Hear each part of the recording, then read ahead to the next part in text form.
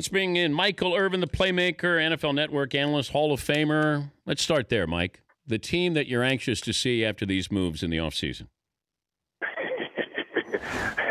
Well, I know everybody's saying Philadelphia, and I think Philadelphia has done some things to improve the toughness of their offense. And I say this now. Listen, that boy they had, LaShawn McCoy, LaShawn McCoy could beat a defense. DeMarco Murray is a defense beater. There's a difference between the two.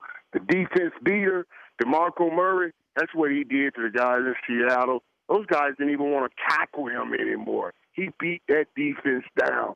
But Sean McCoy, he may hit you for 60 yards because he has the speed. He can beat a defense, but he won't beat it. He won't defense. He won't beat it down. Who would you rather have? Oh, DeMarco Murray.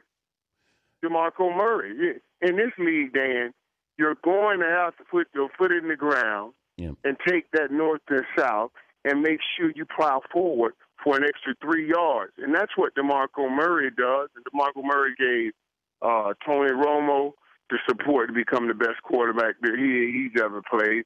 And he'll give, whether it's Mark Sanchez or Sam Bradford, the chance to become the best quarterback they ever been. Why didn't Dallas re-sign DeMarco Murray? Dallas keeps saying it was a financial thing, and they are. And it's the thing that chokes me out. I keep hearing, it's almost like a mantra that Dallas has sent out, and every analyst keeps repeating it. Well, there's a new direction in Dallas now. They're doing different things.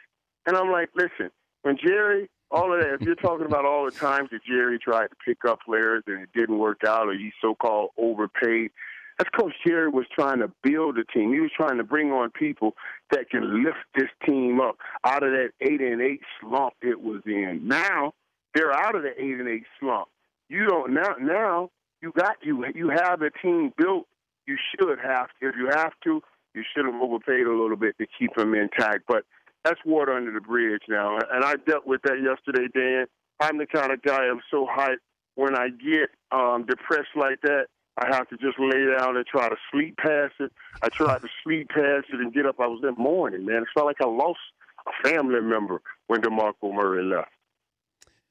So what's plan B for the Cowboys? I wish I knew.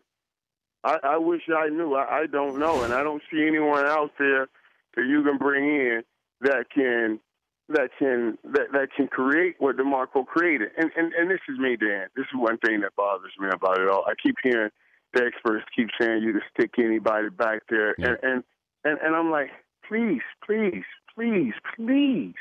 stop that.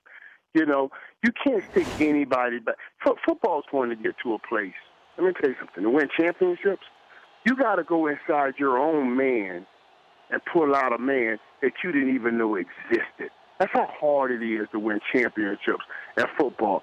And and that's why I always say only football families win championships, because that man will only come out for your brother. He's not coming out for a teammate.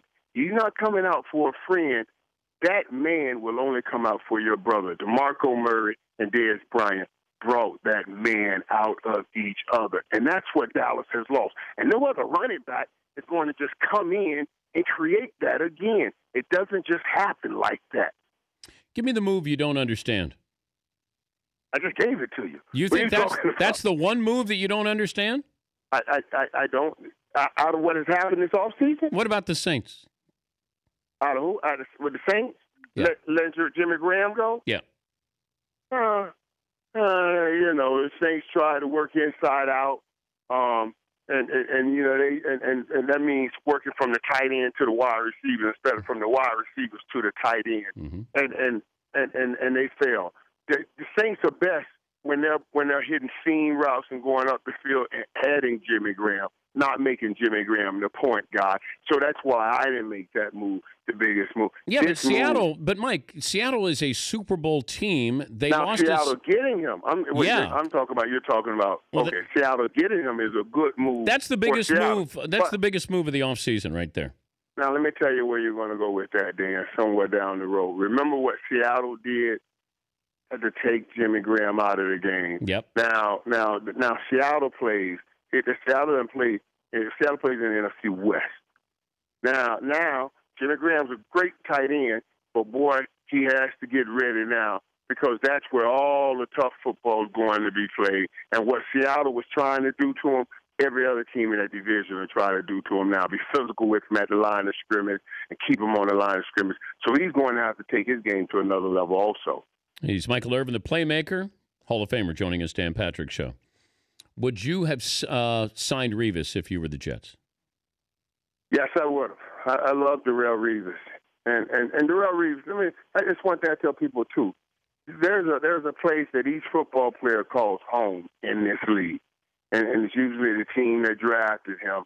And ultimately, you trust me, you want to finish your career or play the majority of your career there if you can. I was fortunate enough to only play for one team. Did you come close to leaving the Cowboys? Not really, Dan. No, okay. No. I'll negotiate with Jerry back and forth. Send me to Cincinnati. I could turn that into a championship. But really, that was just foul threats. It was just loose threats. I wasn't trying to go anywhere. That's all it is. But do you spend that kind of money on Revis when your offense is sort of in a state of flux there, and you're tying up a whole lot of money into a great cornerback? Yeah. But I don't know. I wouldn't. I would have spent my money differently if I was the Jets. Yeah, and would you rather spend on a defensive lineman instead of a corner that's covering like a two? Well, no, I don't want that. I would have spent my money. I could have gotten 4 players for Revis money. Or 3 that contribute right now. You're getting Revis was the missing piece for the Patriots. It made sense for them to get him to win a Super Bowl. The Jets aren't winning a Super Bowl anytime soon. Well, the Jets were pretty close when Revis was there a couple of times now. Let's just say that. They were pretty. They got pretty close out there. And what you're talking about, I understand, on salary cap here again, Dan, but you got to always understand there's some players that remove certain things. You can't always think smart business is about saving money. Sometimes smart business is about getting the guy that can take you to another level. Darrell Revis makes everybody in the Jets uniform better. They just does. They want to measure up to him. They want to marry up to him. They want to play up to him. And for some reason, he makes them play better. Yeah, but it didn't help. It didn't help Tampa. Oh, well, Tampa was in a mess, and Tampa wouldn't let the man do his great skills. They put him in a zone and told him to sit back there. And with the Jets, with Todd Bowles, he will get a chance to do what he does. And every time Darrell Revis shuts down a big receiver, the number one receiver, it gives that whole Jets team confidence, and he is a shutdown corner. By the way, we had the Clippers center DeAndre Jordan on yesterday. He's got a man crush on you. He's a huge Cowboy fan, and I said, of all the Cowboys, you can meet anybody. He said he wanted to meet you, Irv. We couldn't track you down yesterday. You broke the big man's heart. Man, I'm sorry, man. I love D-Hop, man. Are you joking? Man, when your boy told me, I said, oh, my God, that's incredible. I was just watching him the other night. Let me tell you why I love this dude, man. This dude doesn't just try to dunk a basketball. He tries to break the goal, and he will break you on your way to the goal, break you on his way to the goal. I love it. Every time this dude goes up on an alley-oop, he looks like you. He looks at you and calls you. You know your new name now. It's called Casualty. He takes you out with some dunks, man. He's a different dude, man. I love D-Hop, man. No. Hey, man, how can I get in touch with him? I want to come and watch him. Tell him I'm going to come and watch him courtside in L.A., man. Watch him give a lot of brothers the name Casualty on his way to that rim. All right, Fritzy, hook up Mike and see if you can. I told DeAndre we'd make it happen, that you would you'd go to a game or you'd see him in Dallas or see him in L.A. I'm setting a note to the Clippers. Clippers. Man, I would love that, man. Okay. Oh, by the way, and now in The Longest Yard, the remake of The Longest Yard, you were dunking. You were dunking out on the playground, right?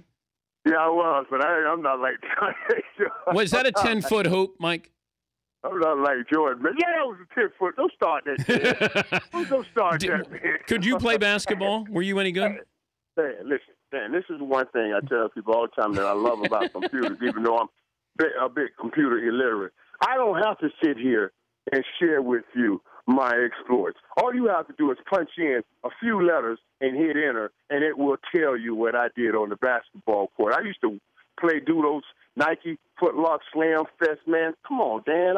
I was in the finals with Michael Conley and those long jumpers. And Dion told me, he said, man, let them boys win. You know, they're not making that much money. You're making too much. Let them boys win. So yeah, Dan, we played some basketball. Were you better than Dion? 10 times better than Dion. What are you talking about? I played with Dion. I played hoops with Dion. Oh, you played in those celebrity basketball games, right? No. I played a pickup game in Dallas. Ken Norton Jr., Nancy Lieberman. Oh, yeah. Nancy puts on now. Nancy can play. Now, that's somebody that beat me down before. When I first got to Dallas, oh, my God. When I first got to Dallas, I was just a rookie, too, man. I was ready to play then. I ran into Nancy at the gym. I didn't really know who she was. I said, who has the girl playing? Who is her playing, right? Man, Nancy beat us all down. I'll never forget that. I was like, hey, who is this girl, you know? And I was a young guy like, man, I'm not letting a girl beat me. I don't know, man. Nancy was killing everybody. And then they finally told me who she was. I said, oh, okay. Could Troy play? Oh, yeah, Troy can play. Troy can play under the goal. He'll bang around with you pretty hard, you know. But Emmett can't play, right? Emmett can't play. Don't tell him that. He thinks he can shoot a three. I'll bet you Jay Novacek could play. JJ really can't play. JJ really can't play. Not basketball. Basketball might meet Dion and I and Alvin Harper. We used to have a hoopster team that we went around and played everybody. Played charity basketball games against fire departments in little cities and beat them up, man. We used to beat them up. And we were serious about beating them up, too. I mean, we would try to beat them like 140 in a charity basketball. We were wrong. All right, keep your head up with the Cowboys, and I'm sure there's a plan B out there. Yeah, Dan, listen, Dan, I've been praying. I've been saying, God, please, God, let me be wrong. But I'm a bit worried about that move. Thanks for joining us, Mike. Have a good weekend. DP, it's always good to start a day with you, buddy. All right, Irv. That's Michael Irvin, Hall of Famer.